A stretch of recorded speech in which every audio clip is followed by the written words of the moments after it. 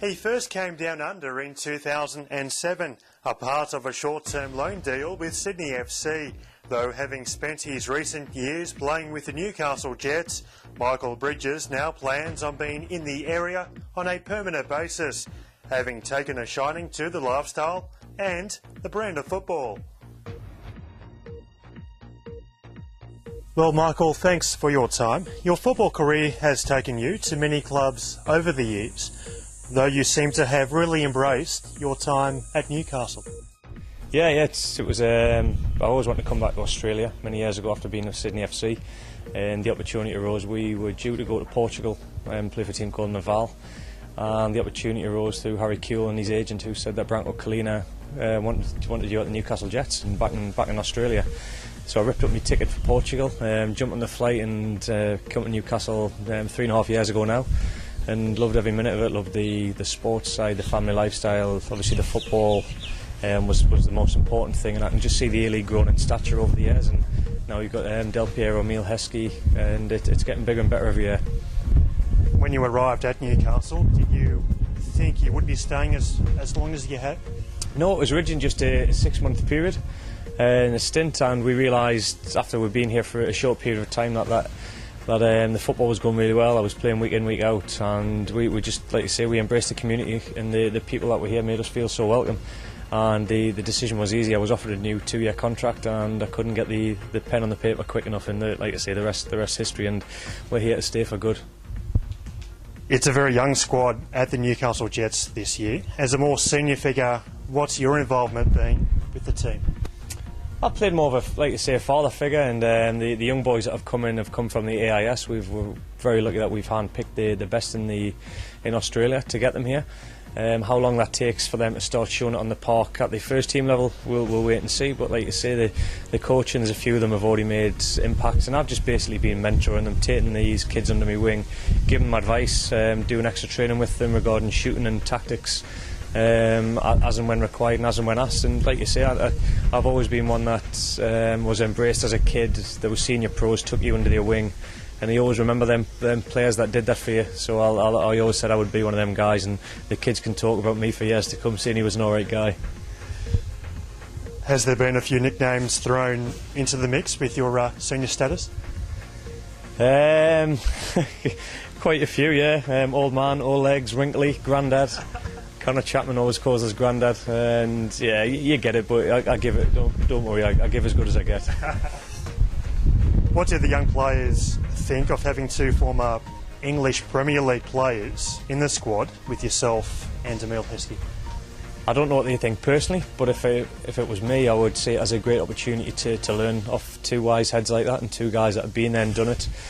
And what I like to set as my own standards, I've always been professional. I'll always go about the right mannerism. I'll come into training every day fresh, eager, ready, because it's such a privileged job, and the kids have got to realise that it is. We could go and put them in Woolworths or something and get them stacking shelves day in, day out, and then we'd see how much they'd complain when they've got to do a few runs, you know.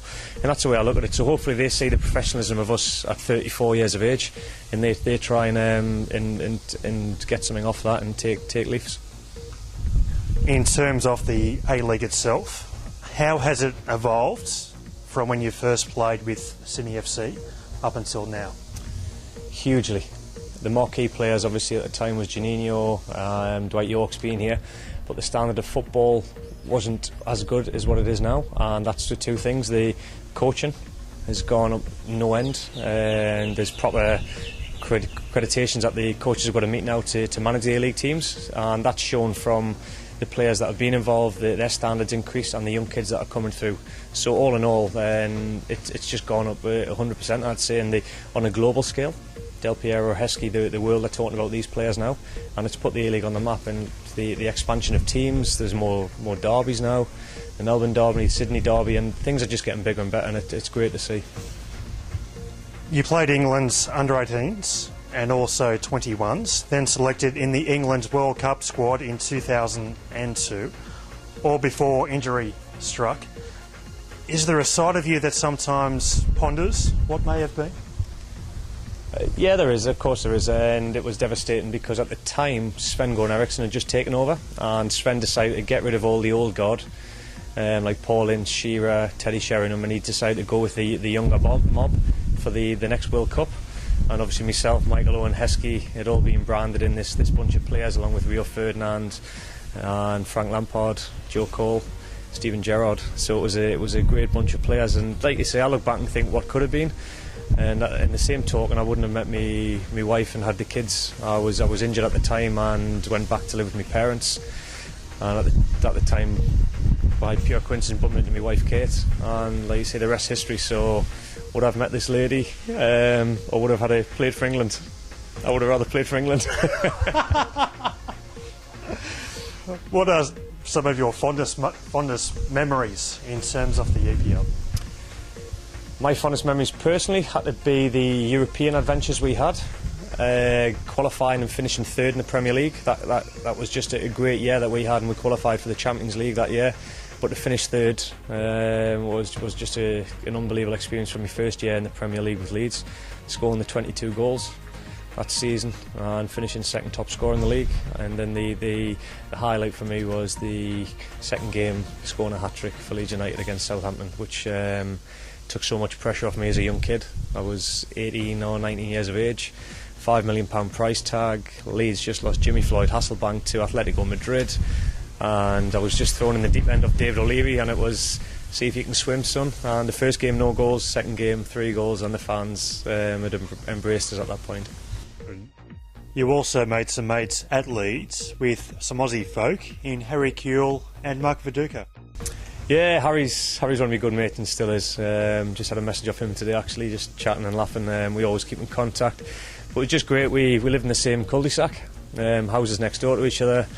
The competitiveness between the football, the golf, who could eat the pizza the quickest, Pro Evolution Soccer, FIFA, Tiger Woods golf on the computer. We were just who could, I know you shouldn't say, but who had the fastest car. It was just ridiculous. We were always trying to outdo each other, and still to this day. So we became really good mates, and you could tell that on the field as well as off the field. It reflected every goal he scored. I'd set him up. Every goal I scored, he'd set me up, and it was just a joy and a pleasure. And then, the year after that, Mark Viduka turned up from Celtic, and again, Viduka's could have been one of the greatest players in the world, striker. But with Viduka, it was a very different aspect. It was too easy for Viduka. He didn't work hard to get where he could have been. It was all too easy, whereas people like Alan Shearer, not blessed with the greatest skill or ability, but worked damn hard to get one and did what they achieved. So I always look back at Viduka and think what could have been. Even though he's Australia's top striker, he could have been one of the best strikers in the world. You have played with some of the world's greatest players. Who would go down as the best player you have played with? The best player I have played with, I can name 2. My hero, Chris Waddle, at Sunderland. He was my idol at Tottenham, so not many people will know that. A guy called Chris Waddle, so look him up, check him out. And Harry Kewell. I've got to say, Harry's ability, and just because of what we had connection-wise on the park, was sensational. I've never really encountered that with any other player. We were just in the same wavelength. Beyond your playing commitments with the Newcastle Jets, you also are the Hunter Sports Group International Football and Business Development Manager. Tell us about that role and how the position came about. Yeah, it was just unforeseen circumstances with my knee. I decided that enough was enough for that period of time due to the salary cap. And I think that the HSG, when Nathan and Troy Palmer had come into the operations to take over, they'd asked for some advice off the park. What it would take to get this place up and running. So I think that I'd given them a few ideas regarding the charity on the front of the shirts. It would be a nice way to break in because we didn't have a sponsor. That was done within 24 hours. So I knew these guys meant business with HMRI, and a lot was addressed in the physio department as regards to rehabilitation, and the players weren't going down with injuries all the time. We needed a lot more money invested in that. So I think these guys had taken a shine. Or I'd like to think they'd taken a shine because of the advice I'd given, and they wanted to roll off the park. And it was just over the board. It was helping out with learning the trade with sponsorships and corporate through Mark Duffield Thomas. It was recruitment of players, checking out players, seeing if we could get them involved, and just basically socialising and meeting a lot of the fans and the organisations around town, the sponsors, and just trying to get everybody involved. So it was a really not dysfunctional role, but I was the jack of all trades and master of none, shall we say. and coaching as well. Obviously, I coach the strikers at the team under Branko, so which I really enjoyed as well. As you say, you have become somewhat of an ambassador for the A-League in terms of recruitment. What's the message? What's the sales pitch that you are driving to foreign players to try and entice them over here to play? It's not so much a driving force now. A few white lies doesn't go amiss. Telling people that it's not over 30 degrees. There's no such thing as snakes and spiders. There's no such thing as sharks, which Emil Heskey soon found out there is because he saw one off his balcony.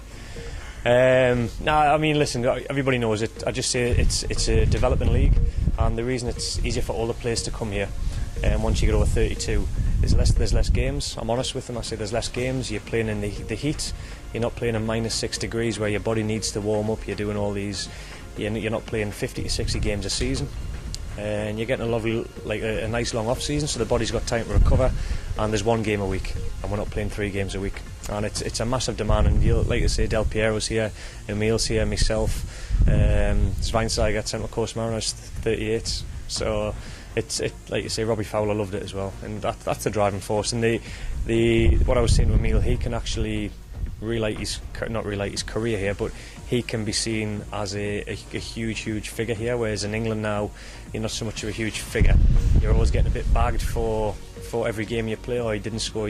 You come here, I said, you can relight that ambition, the fire in the media's a lot easier when you're over here, and he loved it, and he's found that to be the case.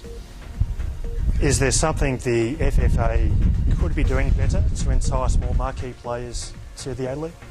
I don't think so now. I think they've done a grand job the last 2 years. It's been phenomenal what they've done. Obviously, the investment in putting into getting Del Piero here, helping out with getting Heskey here. Thomas Bryce was another one. They're actually, the players that are coming now want to be here for the right reasons. There's no more Jardells and things like that. Whereas Dwight York, Juninho still set the standards.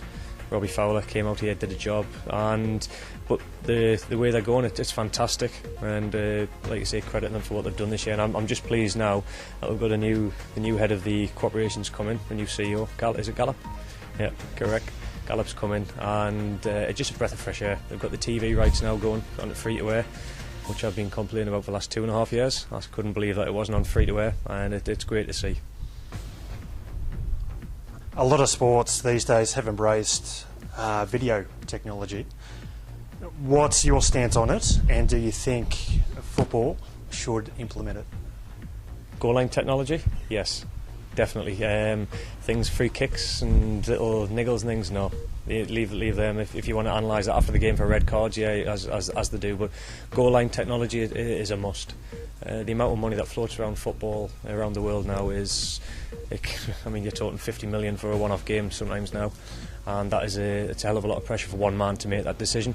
So for the sake of stopping a game for maybe 30 seconds to a minute to say whether it's a penalty decision or a goal line incident, then yeah, I do agree with it, and if they bring it in, awesome. You mentioned before that you're here to stay. I believe you're going through the citizenship process at the moment. You're also an owner of a wine bar in Newcastle. Does this mean your future really does lie here? I'd like to think so. That's what we've got planned. I mean, you never know in football. Obviously, I'm contracted till April this year, and I'd like to stay here, whether it's obviously on the park playing, and to help the kids in the community. We've got the Emerging Jet scheme coming, and so you say that would be ideal. But you never know whether, if you're not in the manager's ambitions or you're not part of the team, then you may have to move on and come back at a later date. I'd like to think not. But like you say, we've got a lot of investments here. We've seen the potential in the area, and yeah, we love it here. So long may it continue. You're 34. How's the body holding up, and how many more seasons left in the legs? I'm my biggest critic. I'm actually in the best shape. I'm fitting now, in the best shape. Dropped 5 kilos from when I first arrived 3 years ago, and I've realised what it takes now to stay this fit and this healthy. And like you say, if I'm my biggest critic, if I wasn't performing at training, then I'd say enough's enough, and I know I'm doing enough. So hopefully I know there's definitely 1 year. You never know, there might be 2 years.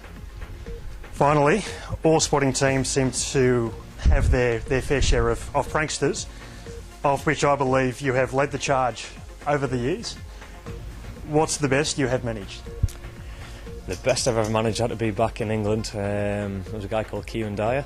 He decided to cut up all my clothes one day at the training ground. Big mistake to make. He cut up all my clothes, and I'd actually been shopping, and I had some shopping bags there, and he cut all my shopping up. So I decided that I'd go down to my mates who worked in a fish and chip shop, and they had 3 bags of offal, which is, people that don't know, is fish guts and fish bones and skin. So I bagged them all up, and he came in the next day and I stole his car keys. I put a bag of offal on his car engine. I put a bag of offal under the spare tyre in his car in case he found the first one. And I also put a bag of offal in his glove box. And needless to say, the smell was absolutely putrid. The team travelled away to Ipswich for that weekend's match, came back on the Saturday night after the game, and so it stewed for maybe nearly 48 hours. And it was just priceless to see his face. He got his car fumigated 3 times, still couldn't get rid of the smell, and ended up selling it. So it was it'll teach him to play with fire. And then there was another one, again to deal with the car. The boys stole my car and put flour in my air conditioning unit, so when I switched the valve on, the flour came out. So I decided to go and look in the yellow pages back home, for close to the stadium, where there was an animal shop that sold creatures, and I found one called Webs and Legs. So obviously in Australia it's easy, you can go in your back garden and find things, whereas in England, you know. So I went and I bought cockroaches, crickets, grasshoppers, stick insects, and some spiders of such. Like fly spider things, whatever they were, I can't think. And I tried to buy a snake, and the guy wouldn't let us buy a snake. I had to have my passport with us, so I just bought boxes of the most random creatures you could find, threw them all in my mate's car with the lids off, and shut the doors. And so it was like a Jurassic Park miniature version inside his car.